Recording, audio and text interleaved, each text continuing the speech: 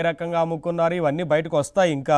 సరే గౌతమ్ గారు ఇంతటి దందాకు తెరలేపారండి. అంటే భక్తుల్లో అప్పటికే అనుమానాలు ఉన్నాయి, ఏదో జరుగుతోంది అనేది గత 5 ఏళ్లలో చాలా సందర్భాల్లో సోషల్ మీడియా వేదికగా చెప్పినప్పటికీ మీలాంటి వారు బయట ఎక్కడ ఎవరు మాట్లాడినా సరే కేసులు నమోదు చేసేవారు, సోషల్ మీడియాలో పోస్ట్ పెట్టినా కేసులు పెట్టేవారు, భయభ్రాంతులకు గురి చేసేవారు.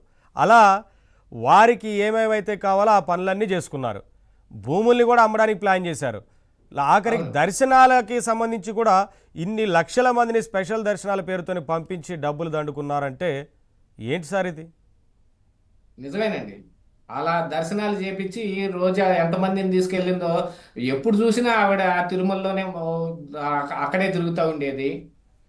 పైన తిరుమలలో రాజకీయాలు మాట్లాడొద్దమ్మా అంటే నోటికొచ్చిన మాటలన్నీ మాట్లాడింది.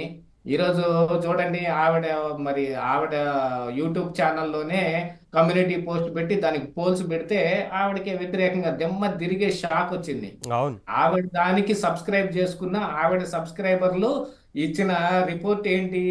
చంద్రబాబు నాయుడు తప్ప ఎవడు పనికిరాడు. అదేగా ఆమె పెట్టింది, అదేలే. ఎవరు బాగా చేశారు అనుకుంటే ఈయన బాగా చేశాడని చెప్పుకునే పరిస్థితికి వచ్చింది. మళ్ళీ వాళ్ళ సబ్స్క్రైబర్లే మీరు చెప్పినట్టు ఆ స్క్రీన్ మీద వాళ్ళ కూడా సబ్స్క్రైబ్ కనిపిస్తుంది. మరి ఆవిడ మాటలు విని సబ్స్క్రైబ్ చేసుకునే వాళ్ళు వాళ్ళు కాక మా తెలుగుదేశం పార్టీ వాళ్ళు, బీజేపీ పార్టీ వాళ్ళు ఉండరు కదండి. ఆవిడ రాజకీయ నాయకురాలు, నోటుకొచ్చినట్టు మాట్లాడే రాజకీయ నాయకురాలు. అంత హెక్టిక్ మళ్ళీ అంటే ఏంటి, వైఎస్ఆర్సీపీ అంటే గొడ్డలు చింపుకునే వాళ్ళందరూ సబ్స్క్రైబ్ చేసుకుని ఉంటారు దానికి. అలాంటి వాళ్ళే మరి వ్యతిరేకమైన తీర్పు ఇచ్చారంటే ఇలాగనే జరుగుతుంది.